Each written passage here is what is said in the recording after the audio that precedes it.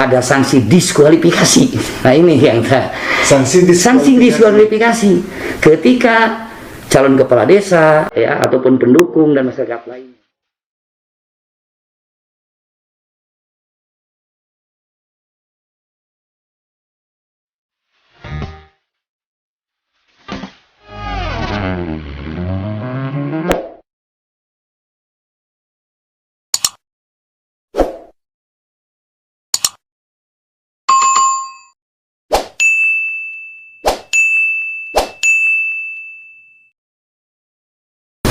Assalamualaikum warahmatullahi wabarakatuh. Selamat malam warga Garut. Salam sejahtera, sehat selalu.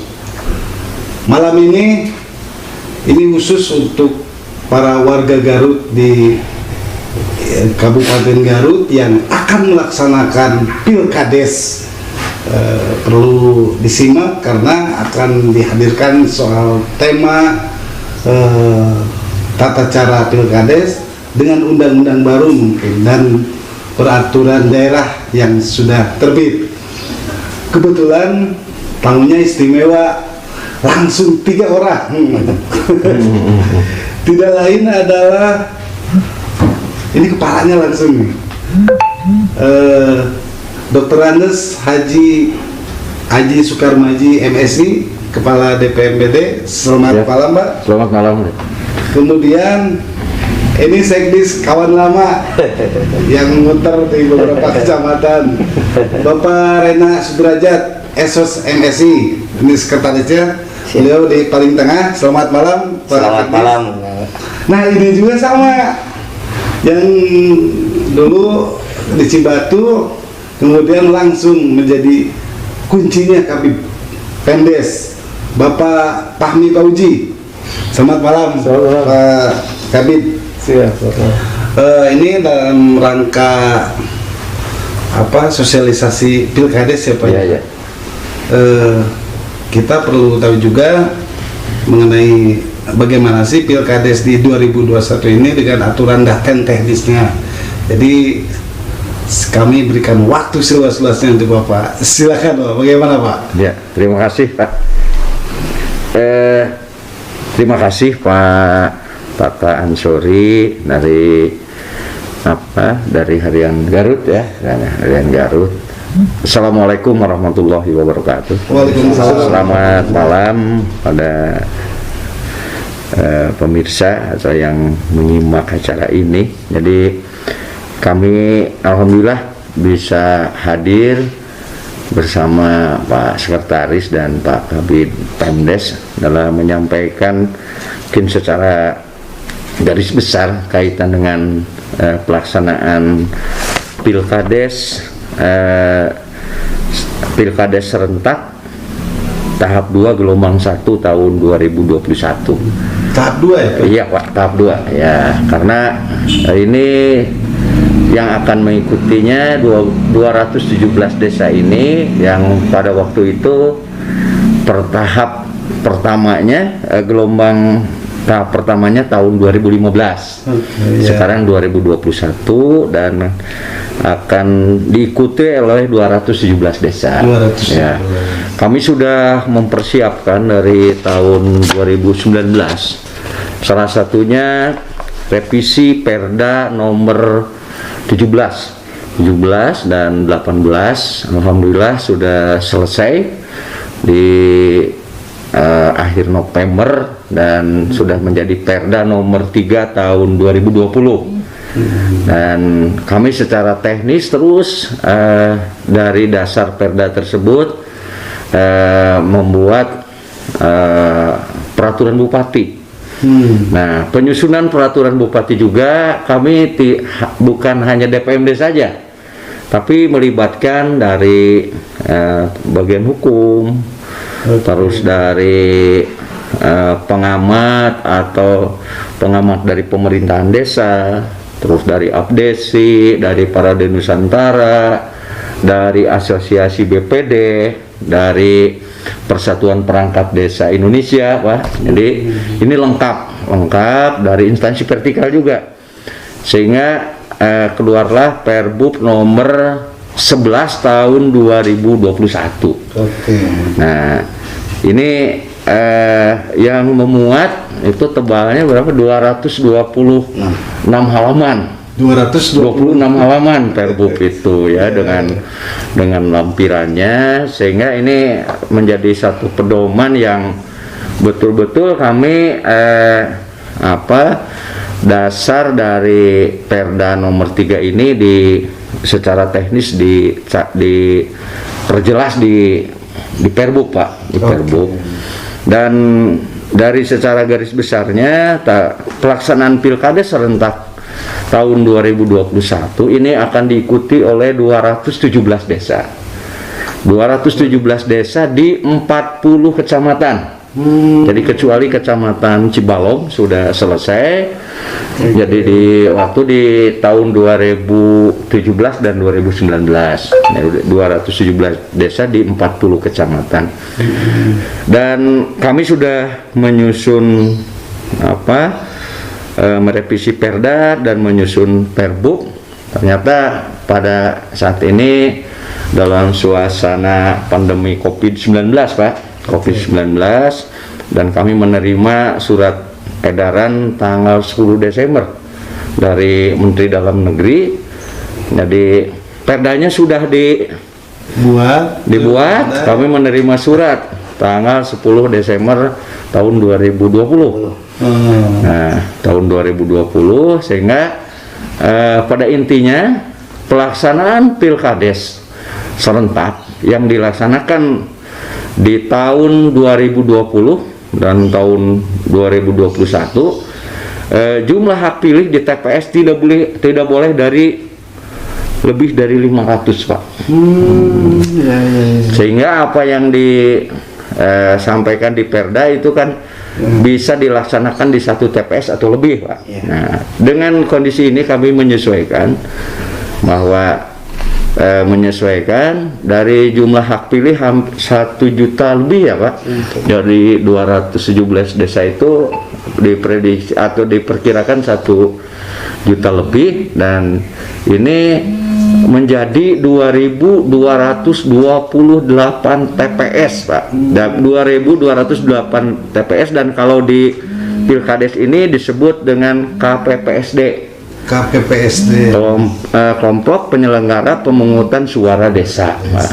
Jadi nanti dalam Pilkades serentak ini ada panitia pemilihan kepala desa, ada kelompok penyelenggara pemungutan suara desa. Nanti mungkin lebih teknis oleh Pak Sekretaris dan Pak Kabid. Dan pada intinya kegiatan ini harus betul-betul memperhatikan protokol kesehatan, Pak. Protokol kesehatan, sehingga bahwa nanti dalam secara teknis pelaksanaan pemungutan suara di KPPSD ini harus dilakukan sesuai dengan standar-standar protokol kesehatan. Bapak-bapak dan ibu serta para saudara-saudara dan pemirsa yang menyimak acara ini, kami juga dengan pelaksanaan Pilkades serentak, alhamdulillah telah di-launching oleh Pak Bupati Garut pada tanggal 10 Februari ya, hari Rabu 10 Februari 2021 melalui di Comment Center, dengan diikuti oleh seluruh camat, oleh Pak Danramil, Pak Kapolsek di 40 kecamatan dan Ketua BPD. Alhamdulillah pada hari itu kami menyampaikan pelaksanaan Pilkades, tahapan-tahapannya, dan ada juga arahan dari Pak Kapolres tentang keamanan, Pak Dandim, Pak Kajari ya, Pak Kajari, alhamdulillah. Dan terus kami dalam melaksanakan kegiatan Pilkades ini, kami sekarang sedang melaksanakan sosialisasi Pilkades serentak tahap 2 gelombang 1 yang direncanakan di 10 lokasi kecamatan. Jadi disatu-satukan Pak. Contohnya kemarin di Kecamatan Karangpawitan itu yang meliputi Karangpawitan, Wanaraja dan Pangatikan yang terdiri dari 24 desa. Tadi di Kecamatan Cibatu dari Kecamatan Sucinaraja, Sukauning, Karangtengah, Cibatu yang diikuti 17 desa. Nah, kami tadi menyampaikan sosialisasi kepada calon ketua panitia pemilihan kepala desa dan sekretaris.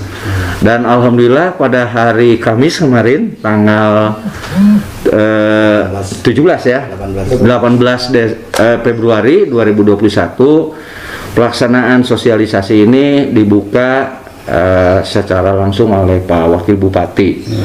Dan Pak Wakil Bupati menekankan bahwa pelaksanaan pilkada serentak di 217 desa ini harus melaksanakan atau adanya sukses administrasi. Bagaimana pelaksanaan pilkades ini harus bisa mematuhi sesuai dengan perundang-undangan yang mengatur tentang pilkades. Yang kedua juga kaitan dengan tahapan-tahapan harus sesuai dengan administrasi yang sudah diatur. Terus yang kedua, sukses penyelenggaraan. Sukses penyelenggaraan ini betul-betul bahwa pilkada serentak tahun 2021 ini harus berlangsung secara luber, langsung, umum, bebas, rahasia. Dan diharapkan penyelenggaraannya bisa dilaksanakan secara aman, tertib dan damai, dan dilaksanakan dengan nilai-nilai demokrasi. Nah, karena akan memilih seorang pimpinan kepala desa ini betul-betul harus demokrasi, dan masyarakat juga harus memilih betul-betul yang menjadi pimpinan yang desa yang berkualitas. Yang ketiga, Pak Wakil Bupati berpesan bahwa pelaksanaan pilkades serentak tahun 2021 ini harus mematuhi protokol kesehatan.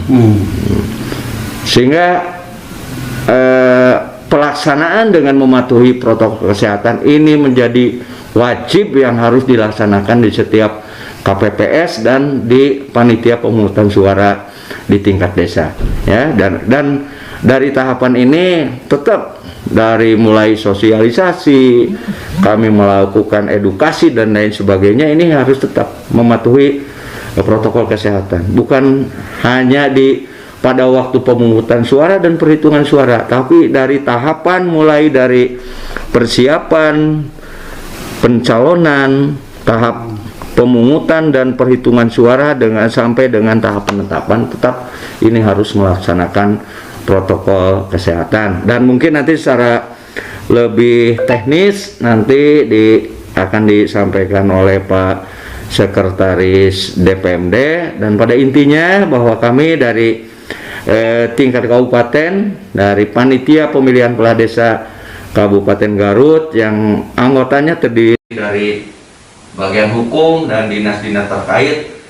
Yang dijelaskan tadi oleh Pak Kadis, belum disebutkan jadwal pilkadesnya tanggal berapa, atau teknis pilkadesnya seperti apa, bisa dijelaskan oleh Pak Kadis atau Pak? Untuk tanggal pilkades ini direncanakan tanggal 8 Juni 2021, dan nanti pada bulan Maret ya. Bulan Maret ini akan ditetapkan keputusan bupatinya, Pak.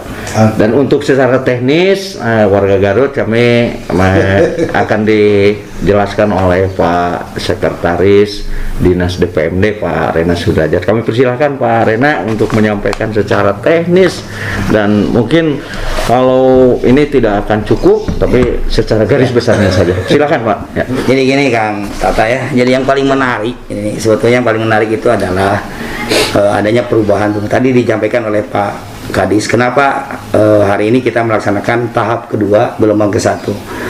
Karena sesuai dengan Permendagri 117 tahun 2005, bahwasannya pilkades itu dilaksanakan 3 tahap ya dalam 6 tahun. Jadi kemarin kita sudah melaksanakan dari tahun 2015 sampai 2019. Ya, dan sekarang kita 6 tahun kedua. Makanya kita tahap kedua, gelombang ke-1. Nah, itu makanya perlu digarisbawahi.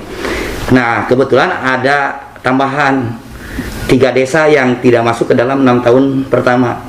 Ya, ada 2 desa di Malangbong dan ada 1 desa di Mekar Mukti.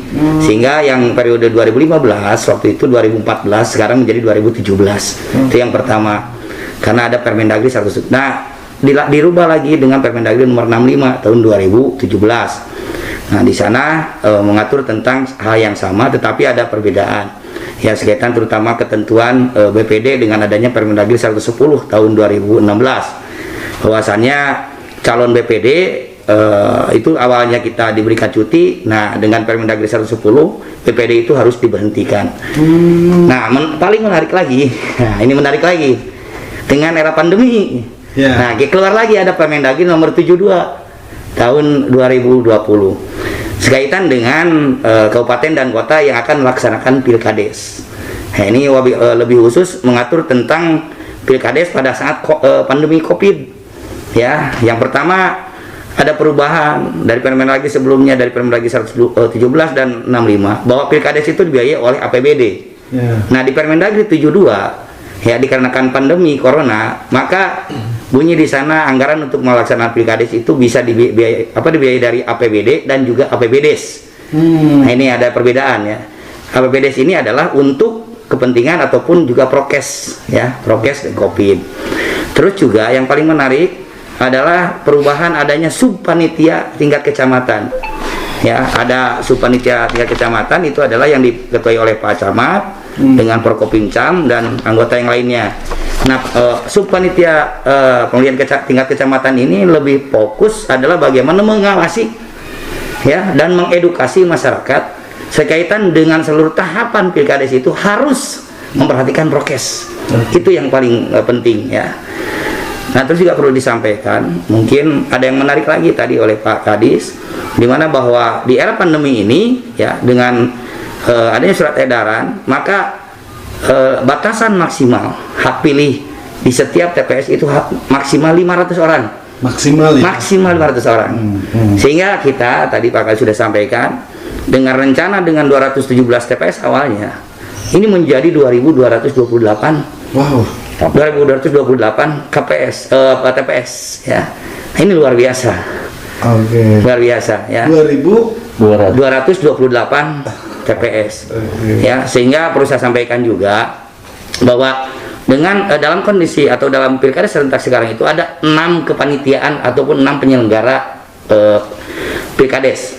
Satu adalah panitia pemilihan tingkat kabupaten. Yang kedua adalah tim penyelesaian perselisihan tingkat kabupaten. 3 adalah subpanitia pemilihan tingkat kecamatan. 4 adalah tim penyelesaian perselisihan tingkat kecamatan.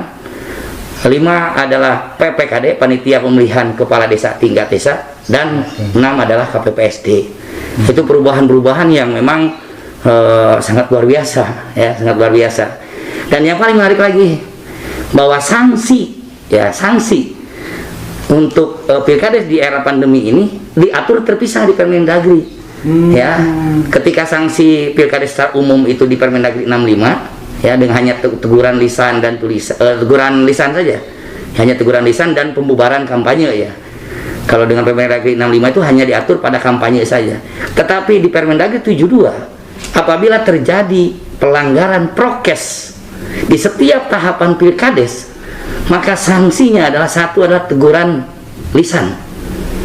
Ya, teguran lisan itu diberikan oleh PPKD terhadap calon kepala desa ya ataupun pendukung dan masyarakat umum. Itu bisa teguran oleh panitia pemilihan kepala desa. Yang kedua, sanksi tulisan ke-1.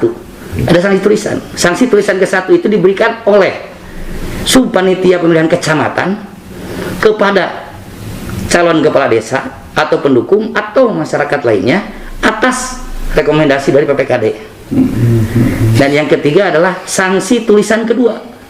Sanksi tulisan kedua itu adalah diberikan kepada calon kepala desa ataupun juga tim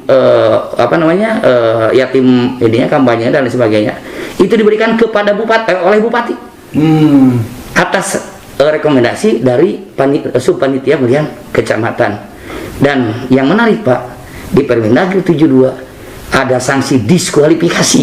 Nah ini yang sanksi diskualifikasi ketika calon kepala desa ya ataupun pendukung dan masyarakat lainnya itu melanggar protokol kesehatan atas usulan dari PPKD, dari subpanitia pemilihan tingkat kecamatan dan Satgas COVID-19 tingkat kecamatan, maka bupati bisa melakukan diskualifikasi. Bahkan ketika terjadinya ada penyebaran COVID-19 yang tidak terkendali, bupati selaku ketua Satgas COVID-19 kabupaten bisa menunda pelaksanaan pilkades di kabupaten. Oh, di kabupaten. Ataupun juga di kecamatan ataupun di desa. Luar biasanya. Karena kita sekarang itu bagaimana tadi kata Pak Kadis pada saat Pak Wakil Bupati membuka itu, jadi sukses administrasi, sukses penyelenggaraan, dan sukses pelaksanaan prokes. Sekaitan dengan jangan sampai terjadinya ada klaster baru, klaster pilkades, Pak. Nah ini juga mungkin perlu disampaikan kepada warga masyarakat ya Kabupaten Garut agar supaya saya minta untuk tetap mentaati ya protokol kesehatan di setiap tahapan pilkades, sehingga mudah-mudahan pilkades ini bisa lanjut dan mudah-mudahan sampai kepada hari H yang tadi disampaikan Pak Kadis pada tanggal 8 Juni 2021. Pak Kadis juga Pak Sekdes, ini menarik ya. Kalau beberapa sanksi yang disebutkan, saya menangkap kerawanan bisa terjadi. Apalagi ada sanksi tentang diskualifikasi. Usulan untuk menghentikan bisa terjadi juga kan. Nah, bagaimana antisipasi itu? Kemudian ke personal nih, tim bukan tim panitia sengketa ya? Iya, sengketa. Itu unsurnya dari mana saja? Baik dari tingkat kabupaten atau dan juga sub yang di kecamatan. Itu dulu pertanyaannya. Silakan. Ya, mungkin nanti kami menjawab mungkin Pak. Jadi kaitan dengan pelaksanaan pilkades ini, nah, memang ini dari Kemendagri ini sangat ketat ya. Jadi ada 20 item ya. 20 item untuk memverifikasi dan memvalidasi. Mereka akan terjun ke lapangan itu 14 hari sebelum hari H. Nah, salah satu itemnya bagaimana perdanya, perbubnya, terus pedoman umum, kaitan kesiapan dari panitia di tingkat kabupaten, tim perselisihan dari 6 komponen panitia itu mereka memverifikasi ya. Terus yang kedua juga dari segi biaya, dari segi personalnya, Pak, dari tata tertib dan lain sebagainya, itu ada 20 item. Dari tempat, TPS-nya bagaimana ya. Itu ada 20 item. Ya mudah-mudahan kami berupaya supaya tidak terjadi apa yang tadi disampaikan oleh Pak Sekdis, ada teguran lisan, teguran tertulis, terus sampai diskualifikasi. Kami berupaya melaksanakan sosialisasi. Sosialisasi ini masuk kepada tahapan-tahapan dasar sampai dengan secara teknis, Pak. Ya, kami dengan para panitia di tingkat desa ini kami memberikan sosialisasi, dan dengan forum pimpinan kecamatan juga kami menyampaikan perdanya, pedoman umumnya disampaikan, dan kami sosialisasi ini dengan Zoom meeting, Pak, bisa diikuti oleh desa yang lain. Nah itu mungkin tahapan kami, dan kami mengharapkan semuanya bukan cukup hanya sosialisasi, bila ada konsultasi kami siap melayani. Nah itu Pak antisipasi saya. Dan kaitan dengan hal-hal yang lain secara teknis mungkin kaitan dengan personal, Ya, terus dengan panitia, kesiapan dan panitia dan administrasi. mungkin dari segi pembiayaan juga ya, segi pembiayaan ya tadi disampaikan Pak Sekretaris, mungkin oleh Pak Sekretaris atau Pak Kabid, silakan Pak Kabid. Terakhir Pak Sekretaris ya, session keempat Pak Kabid ya. Ya. Ya mungkin saya nambahkan ya Pak ini Kang Raya. Siap. Jadi tadi ada 6 panitia penyelenggara ya. Tadi pertanyaan Kang Tata, siapa saja panitia pemilihan wilayah 3 kabupaten. Nah kebetulan ketua panitia pemilihan adalah Pak Kadis ya, Pak Kepala PMD dan Ketua saya sekretaris KPU, ya. Ketua KPU, kita jadi KPU nih, PMD nih. Kebetulan beliau sebagai ketua dan saya sekretaris, dan ini kepala bidang-bidang. Nah siapa saja selain unsur DPMD Pak, ya kita juga melibatkan instansi terkait lainnya ya. Ada instansi vertikal, sana juga ada bagian tata pemerintahan, ada Kesbang ya, bahkan juga ada dari TNI ya, Kodim, Polres ya, Kejaksaan dan pengadilan. Itu kita semua itu menjadi satu panitia pemilihan, termasuk juga tim penyelesaian perselisihan. Nah kalau tim penyelesaian perselisihan itu diketuai oleh inspektorat Pak, Pak Inspektur. Nah beliau kebetulan ketuanya beliau, termasuk juga ada Kasat Pol PP di sana ya, termasuk juga ada Polres ya, Kodim, pengadilan dan lain sebagainya. Nah itu untuk tingkat kabupaten. Untuk sub panitia pemilihan tingkat kecamatan itu ketuanya Pak Camat, Bu Camat ya, dan wakil ketua satunya Pak Kapolsek, wakil ketua duanya adalah Dan Ramil. Anggotanya ke bawah kalau tim sub panitia pemilihan kecamatan itu adalah ada di sana Kanit Intel ya, ada Baur Konsos ya, termasuk juga yang lainnya. Nah untuk panitia penyelesaian perselisihan ya, atau tim penyelesaian perselisihan itu ketuanya Pak Sekmat ya, Sekmat kecamatan ya, dan di sana ada Pak Kapolsek, ada Rami, ada unsur Koramil, ada unsur Polsek ya. Di sana ada Kanit Reskrim ya, dan juga Satpol PP ya, kasih Trantim juga di sana. Nah mungkin sekaitan dengan masalah tim itu untuk kabupaten dan tingkat kecamatan adalah SK Bupati Pak. SK Bupati ya, SK Bupati Kabupaten dan kecamatan. betul, karena sub panitia tingkat kecamatan itu bagian dari tim ataupun panitia tingkat kabupaten ya, sehingga itu adalah SK Bupati. Begitu juga tim penyelesaian perselisihan bagian dari tim penyelesaian perselisihan kabupaten, sehingga itu SK Bupati semua gitu kan. Kalau panitia desa, Kalau panitia tingkat desa BPD. ya itu adalah BPD Pak, karena yang mengangkat, yang memberhentikan ya itu adalah BPD ya gitu. Jadi SK-nya SK BPD. Kalau KPPSD itu yang membentuk adalah PPKD, Panitia Pemilihan Kepala Desa, atas nama Pak, atas nama Panitia Pemilihan Kabupaten gitu, atas nama Panitia Pemilihan Kabupaten. Terus yang PPKD ya? Iya. Itu setiap per TPS-nya berapa orang? Oh KPPSD. KPPSD. Nah, KPPSD 9 orang Pak. 9. KPPSD itu terdiri dari 9 orang, 2 orang petugas prokes ya, protokol kesehatan, 2 orang petugas linmas, dan 5 orang KPPSD lainnya. Oke. Gitu. Berarti rata-rata kalau digambarkan mah rata-rata 1 RW 1 TPS ya? Hampir seperti itu. 1 TPS. Hampir seperti itu. Ada juga yang 2 RW jadi 3 TPS, ada juga yang 3 RW jadi 2 TPS. Oke. Kalau TPS-nya pinjam dari KPU atau Tidak Pak. Oh, ada anggarannya. Ada anggarannya dari kita, pengadaan untuk masalah tenda, pengadaan untuk duit suara, ada kotak suara, itu anggarannya dari kita, dari Pemda Pak, ada dari APBD. Honornya KPP Pak? Saya bilang KPP kan mantan. Honornya insya Allah mungkin untuk PPKD itu kurang lebih 500.000 ya. Ketua 500.000, termasuk juga mungkin untuk sekretaris ya. Anggota sekretaris kalau tidak salah 300.000 ya. 300.000. Untuk anggota itu 200.000 kalau tidak salah. Oh, jadi PPKD itu ada Ketua, sekretaris, dan anggota. Ya, ketua, sekretaris, malangkap anggota. Untuk KPPSD itu ketua 300.000, sekretaris itu 200.000, dan anggota 150.000. Oke. Ada KPPSD. Mungkin tambahan lain, Pak Kabid, silakan. Terima kasih.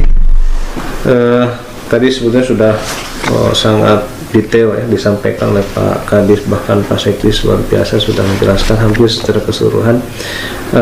Ingin menegaskan saja keterkaitan tadi, ada yang ketertarikan dengan adanya perubahan regulasi, di mana yang menjadi permasalahan di pilkada sebelum-sebelumnya adalah memberikan uang untuk menjanjikan kemenangan dirinya. Nah, di Perbup ini, Perbup 11 ini kita sudah mengatur keterkaitan hal tersebut. Insya Allah akan ada sanksi dengan gugurnya calon kepala desa tersebut apabila memang terbukti hasil penelitian dari tim kabupaten terkait dengan tadi memberikan uang untuk menjanjikan pemenangan dirinya. Sebelumnya kan belum diatur. Nah, itu pertama. Terus yang kedua, himbauan, bukan himbauan juga, bahkan bisa dikatakan kalau untuk perangkat desa ini kita menegaskan, jangan terlibat politik praktis di saat desanya melaksanakan pilkades, karena ini menjadi kendala juga permasalahan pasca pilkades gitu. Betul. Jadi ada beberapa calon, mungkin karena kekurang pahaman terkait regulasi, mungkin ada beberapa perubahan regulasi terkait perangkat. Apabila dulu itu perangkat diatur secara periodisasi, kepala desa A diangkat, maka perangkat desanya diganti. Itu mungkin regulasi dahulu. Nah, sekarang regulasi berubah sehingga betul-betul perangkat desa itu hanya bisa diberhentikan dengan 3 alasan. Pertama, mengundurkan diri, meninggal dunia, dan diberhentikan. Diberhentikan bisa dengan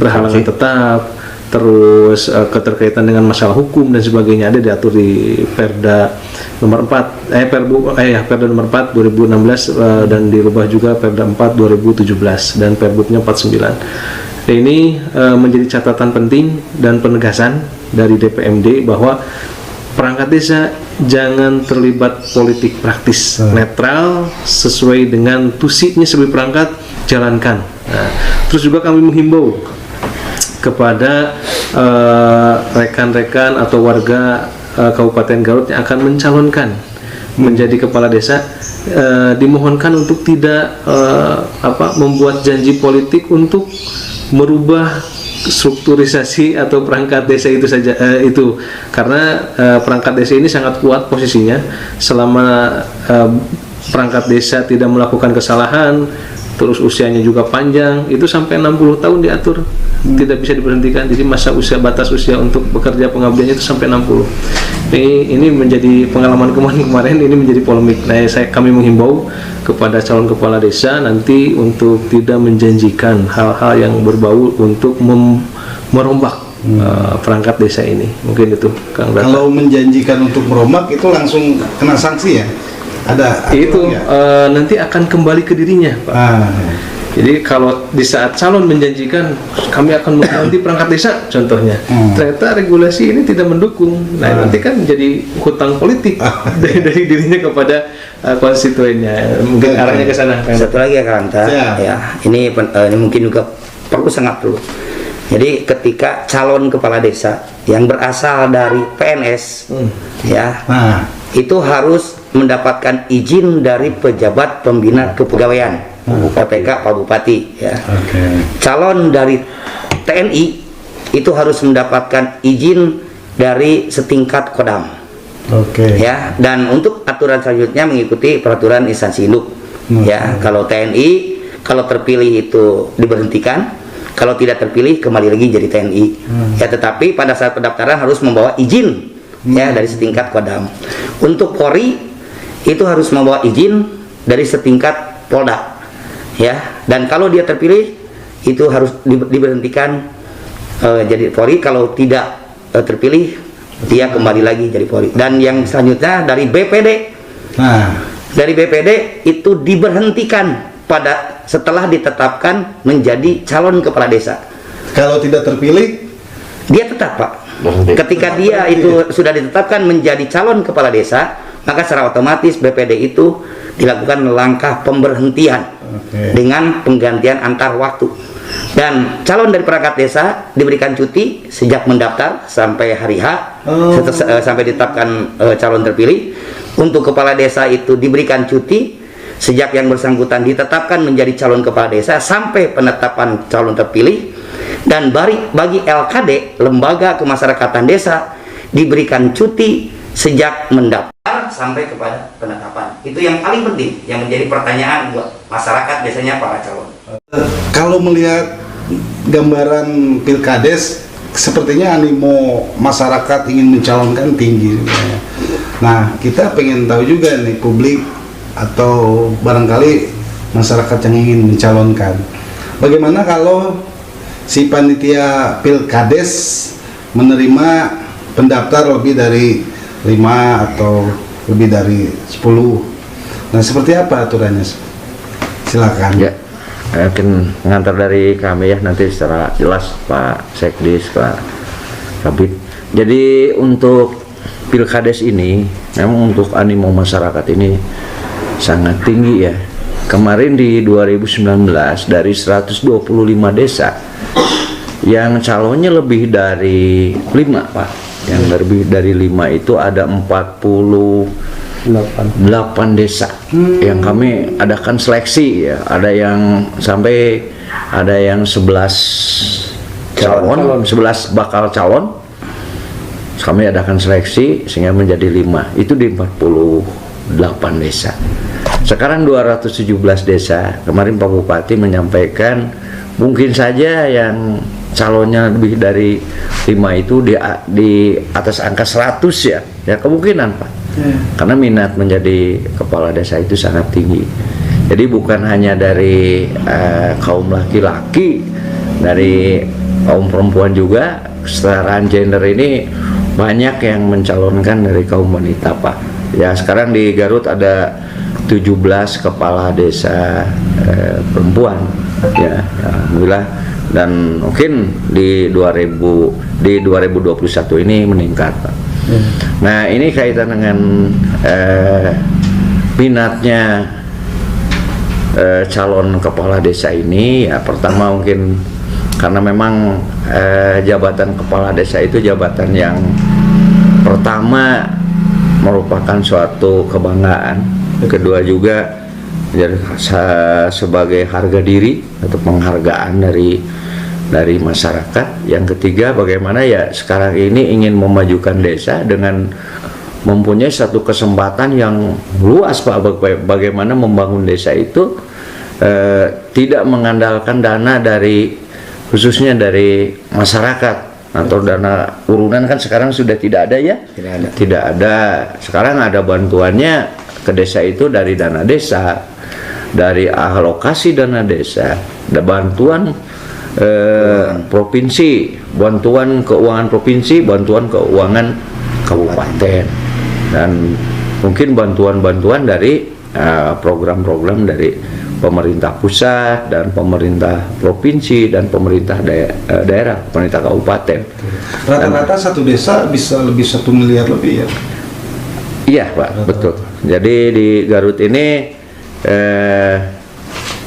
untuk DD-nya ini ada yang 1 miliar, ada yang 1,2 Pak, dana desanya 1,2 miliar. Ditambah ya hampir anggaran itu dari hampir ada yang 1,6 miliar, 1,8 miliar tahun. Jadi bagaimana sekarang kepiawaian seorang kepala desa bisa meningkatkan pemberdayaan masyarakat, yang kedua juga bisa menangkap potensi-potensi yang bantuan dari pemerintah pusat, provinsi, kabupaten, dan bisa berinovasi bagaimana meningkatkan perekonomian desa BUMDes. Nah, mungkin itu karena minat tinggi dari kepala desa ya, kami juga ya memperkirakan pasti banyak calon yang lebih dari 5 orang Pak, bakal calon lebih dari 5 orang. Itu ketentuan dari Perda dan Perbuknya harus diadakan seleksi. Untuk secara teknis mungkin Pak Sekretaris, Pak Kabis silakan. Ya jadi gini Kang Taya, jadi di dalam Perbuk nomor 11 tahun 2021 ya, bahwa di sana bunyi ya, calon kepala desa minimal 2 orang, maksimal 5 orang. Ya dalam arti bahwa ketika calon kepala desa itu kurang dari 2 orang, anggap calon tunggal dulu kita kenal ya. Sekarang kita tidak mengenal lagi calon tunggal. Ya, ketika nanti pada saat pendaftaran dari mulai tanggal 9 April sampai dengan 21 April itu tidak ada atau 1 orang misalkan yang daftar, maka itu akan ditambah waktu 3 hari. perpanjangan pendaftaran. Apabila setelah 3 hari perpanjangan pendaftaran masih tetap 1, maka desa tersebut dinyatakan tidak ikut serta dalam pilkades serentak dan nanti ikut kepada pilkades serentak gelombang berikutnya, gelombang kedua ya, karena sekarang gelombang 1 ya. Nah itu yang kalau kurang dari 2. Kalau calon lebih dari 5, nah itu diadakan seleksi Pak. Nah oleh siapa seleksi? Seleksi itu dilaksanakan oleh panitia pemilihan tingkat kabupaten. Ya, dari pengadaan soal, dari penyelenggaraan. Nah panitia pemilihan kepala desa tingkat desa hanya memfasilitasi tempat saja.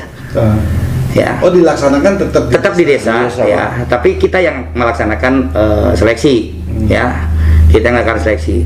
Nah bahkan di Perbu 11 tahun 2021 ini diatur Pak, ketika terjadinya draw, ya dalam seleksi misalkan itu ada seleksi kedua.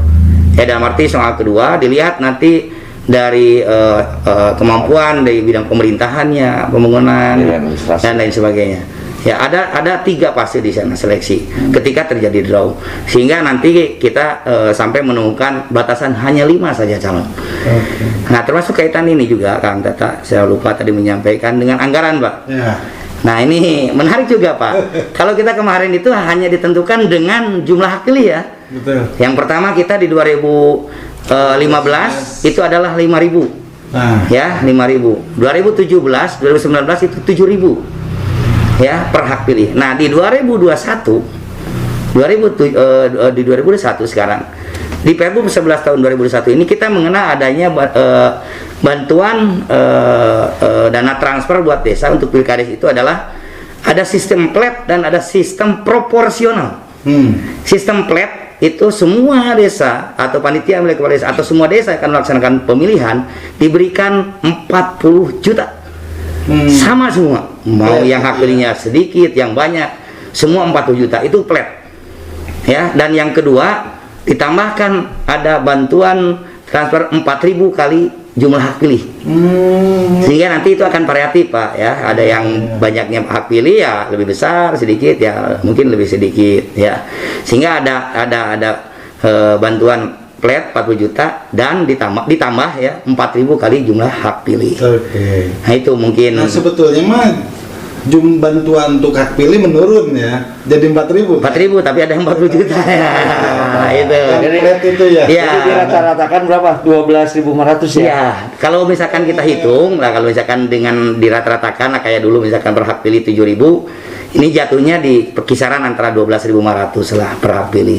Jadi naik lah lumayan. Naik bisa 1.500. Kalau lihat anggaran seperti ini, panitia pemilihan kepala desa tidak akan ngomong ya, karena kita sudah hitung RAB-nya dan tata cara pencairannya Kang Tata. Insya Allah kalau kemarin kita pilkades itu Setelah DPT. panitia itu dikasih itu setelah DPT, maka ada tahapan-tahapan yang tidak terdanai ya, atau misalkan kadang-kadang pinjem ya ke dana talang, bahkan ada yang ke perbankan.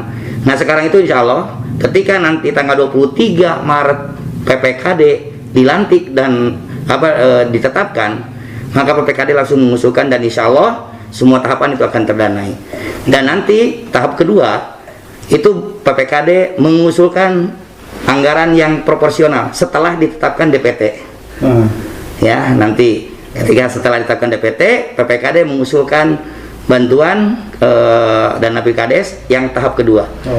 Ya insya Allah mudah-mudahan mencukupi lah sekarang. Boleh nggak ada pertama ya dua nih. Pertama si bakal calon itu si panitia inisiatif memungut dari Tidak boleh. Boleh Pak. Sekarang itu tidak boleh. Kalau ada bantuan dari luar Tidak boleh, Pak. Tidak boleh ya. Karena sudah tegas bahwa di Permendagri 65 itu untuk pilkades dari APBD, Permendagri nomor 72 itu kepentingan COVID itu dari APBDes. Hanya 2 sumber anggaran yang diperbolehkan, APBD dan APBDes. Biasanya kan ada inisiatif. Ya, tidak boleh Pak, tidak boleh. ya. Tidak boleh sekarang itu. Tegas. Warga masyarakat yang memiliki KTP di luar dari desa yang melaksanakan pilkades itu dipersilakan. Boleh ya. Boleh, baik dari lintas Pulau, kabupaten, provinsi itu diperbolehkan ya. Oke. Ya diperbolehkan. Ini suatu kalau dulu kan harus warga Setempat. setempat dan dibuktikan tinggal kurang lebih berapa? 6 bulan, 1 tahun ya. 1 tahun. 1 tahun itu. Sekarang diperbolehkan. Pendidikan minimal SMP Pak. masih SMP, SMP ya. SMP atau sederajat. atau sederajat ya, SMP atau sederajat. Itu syarat-syarat. Nah, sekarang itu dalam pendaftaran bakal calon ini ada beberapa persyaratan yang harus dipenuhi oleh bakal calon, terutama dari KTP, terus ijazah. Ijazah dibuktikan dengan legalisir ya. Terus yang kedua SKCK, bebas dari narkoba, dan satu lagi bebas dari miras ya, miras. Terus yang ketiga surat dari pengadilan, terus surat dari keterangan tidak sebagai calon menjabat calon kepala desa 3 kali itu. Terus ada juga surat keterangan sehat yang dikeluarkan dari rumah sakit umum Dr. Slamet atau rumah sakit yang ditunjuk, dan itu merupakan general check up juga. Jadi tidak cukup dengan surat keterangan dari puskesmas, surat keterangan dokter, terus dibuktikan dari surat general check up. Minimal usia 17 ya, itu 17 boleh tahun. bujangan, boleh ya? Boleh Pak ya, sekarang juga yang sudah jadi kepala desa ada yang masih 17. sudah masih bujangan Pak ya, bujangan. Ada ya. Ya, Maksimal tidak ada ya, tak terbatas. ya Pak. Dan kaitan dengan tadi seleksi ya Pak, seleksi ini penetapan calon itu adanya di panitia pemilihan kepala desa. Jadi nanti setelah diseleksi ada 10 calon, tinggal 5 calon, ditetapkan calon itu dari panitia pemilihan kepala desa Pak. Dan kami sangat mengharapkan, sekali lagi menegaskan kepada para bakal calon ya, tetap harus memenuhi persyaratan sebagai bakal calon, dan ini bila mana tidak lengkap ya mereka dalam 7 hari ya, 7 hari pendaftaran, 9 hari pendaftaran tidak lengkap ya batal BTL. Berkas tidak lengkap ya tidak bisa ditetapkan sebagai bakal calon. Jadi sekarang ini lebih ketat, ada verifikasi, ada pendaftaran, verifikasi Pak, verifikasi berkas. Dan yang kedua juga, sekali lagi kami menegaskan kepada rekan-rekan perangkat kepala desa dalam melaksanakan Pilkades serentak 2021 tidak ada berpolitik, harus netral, dan ini harus betul-betul dipahami dan dijadikan dasar Pak. Dan kami berupaya semaksimal mungkin Pak Kang Aan, ini untuk Pilkades ini kami berupaya memberikan suatu edukasi dan bimbingan kepada panitia pemilihan kepala desa. Ya, kaitan pertama dengan kami setiap disosialisasi itu sudah menyediakan perbubnya, pedoman umumnya. Di pedoman umum itu sangat komplit. Bagaimana tipe denah TPS ya, terus yang langkah-langkah teknis ini sudah disiapkan di pedoman umum Pak, di pedoman umum. Ini dipegang oleh panitia pemilihan kepala desa Pak. Jadi supaya kami apa yang menjadi kekurangan di 2019 kami berupaya disempurnakan ya Pak, disempurnakan sebagai bahan pedoman bagi panitia pemilihan kepala desa. Untuk usia berapa tadi? Apanya? Usia Kepala desa ya 25 tahun. 25 ya, dari mohon diralat tadi usia minimal itu 25 ya. 25 tahun ya, usia 25 tahun. Status boleh bujangan. Boleh. Jangan. Boleh perawan juga bisa. Perawan juga bisa ya. Ya. Perangkat wanita ya. maksudnya, Pak. Ya.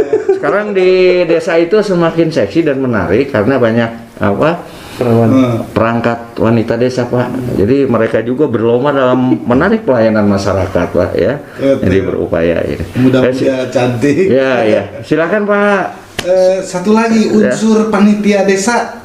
Nah, Pak, silakan Pak Sekretaris Ya, dilengkapi ya, jadi Pak Kadis. panitia pemilihan kepala desa itu terdiri dari unsur perangkat desa, lembaga kemasyarakatan desa, dan tokoh masyarakat desa.